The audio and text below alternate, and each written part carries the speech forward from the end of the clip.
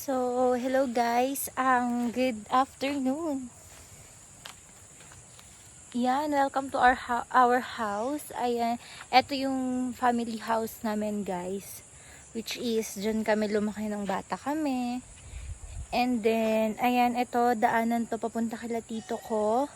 And ito naman, ito yung dadaanan mo kapag galing ka ng bayan. Tapos, ayan, dito yung entrance. Ganun. So, yan, ipapakita ko sa inyo guys kung gaano kaganda dito. So, kapag napapagod ka sa city, ganon, dito nag-uuwian yung mga kapatid ko and yung mga pinsan ko guys to unwind kasi walang signal dito. So, bukod sa walang signal, payapa, wala ka rin naririnig na masyadong mga sasakyan. And kami lang talaga yung nag-iingay pagsama-sama kami dito. So, ganyan siya guys.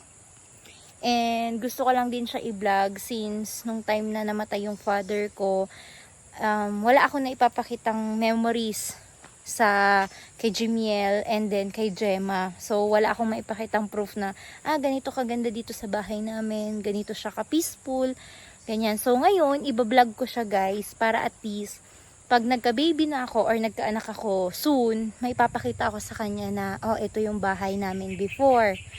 Ganyan. So, i-upload ko lang sa YouTube na raw as in walang edit. Diba? So, yan guys. Buhay pa nun si Papa ko. Meron na yung kamyas na yan. And then, dito na part is, ayan, mga alugbati ni Mama. And mga gulay. Dati guys, punong-puno dito ng ampalaya. So, ngayon, wala na siyang tanim. I think sili meron. Ayan, sili. And then, ito alugbati siya guys. Ganyan. Sarap na ito guys pag ilalaga mo. And then, dito naman na part is, ayan guys, meron tayong buko dyan. Sobrang sarap ng bunga niyan. Tapos, ipapakita ko sa inyo yung guyabano ni Mother Dear. Ang kanyang guyabano guys is here.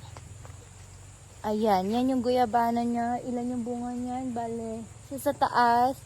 Tapos, meron pa dito. So, 3. And then, may lukban din dito guys, or suha. Then, marami kaming punla guys ng nyog here. Ayan. And then, dito naman is yung mga masetas ni Mama. Na inaalagaan niya. Every palengke niya guys, bumibili siya ng tig-isang ano niya. Ayan, hindi ko alam pangalan niyan. And then, meron din dito guys. Ayan, sobrang ganda nito. Ayan, kita nyo naman guys. Sobrang pretty. So, ito guys, wala na tong edit. Gusto ko lang din ipakita soon sa mga anak ko na ganito kaganda ang bahay namin. Yan. Then, ito guys, sinasabi ko kay Mama na gabi. Sobrang ganda guys. Ayan. And then, ito yung pinaka ano namin guys. Pinaka parang receiving area namin. Yung terrace namin. Ganito siya. So, nung nabubuhay pa yung father ko guys, yan, maraming upuan dyan. Kasi, everyday kaming maraming bisita. And then, eto naman guys, yung masetas ni Mama sa terrace namin. Ayan, yung mga nakapaso na yan. Mahal na mahal na yan guys. Tapos, ayan, may table lang kami here. Then, madilim sa loob guys, since naka-blackout curtain ang ating Mother Dear. Tapos, may manok din kami dito guys. Ganyan kalaki ang manok namin dito. Yan, ganyan siya guys. And then, may aso din kami dito. Kasi hindi ko alam yung pangalan. Hi! Hi! May muta ka pa. Ang dami pang muta. So guys, kapag ang guyabano is ganito yung bulaklak ng guyabano bago siya maging bunga. Ayan, ganyan yung itsura niya guys, bago siya maging bunga. And then, sa kalamyas naman, kamyas, ganito naman yung puno niya. Diba? Then, dito na part guys, may mga langka kami dyan. Actually, hindi pala namin langka ng kapitbahay. Kasi dun na area, sa part na yun, hindi na sa amin yun guys. So, dun siya nakatanim. So, kapitbahay yung may-ari. Pero, since wala yung kapitbahay namin, pag namumunga siya guys, sa amin yung bunga. Ginagatan namin, or nilalagay namin sa tambong-tambong, ganon. And then, yan guys, may lemongrass din dito si mother. Ayan, may lemongrass siya dyan guys.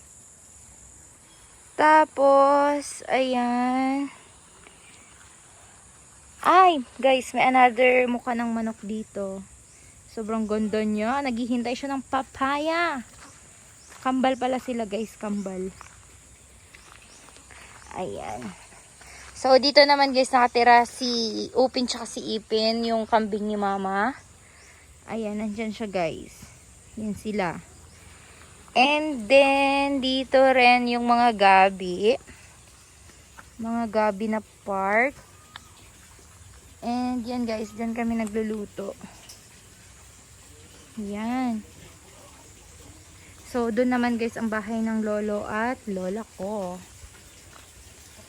Tay, nagbablog ako. Nagbablog ako, sikat na ako sa YouTube. So, yan guys, si tatay.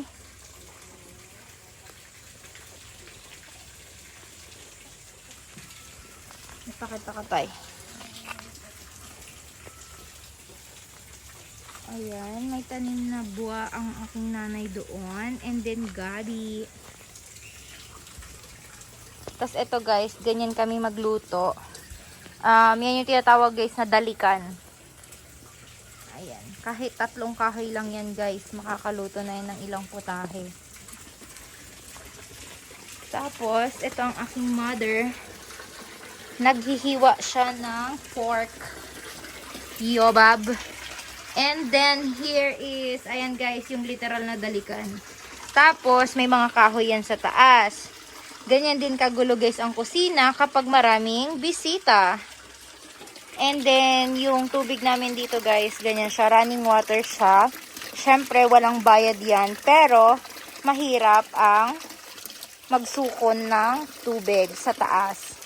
Mas malamig siya guys. Ayan.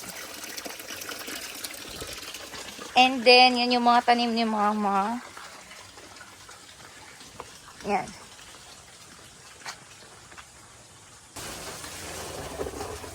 So guys, magigisa tayo ng karne dito sa bundok.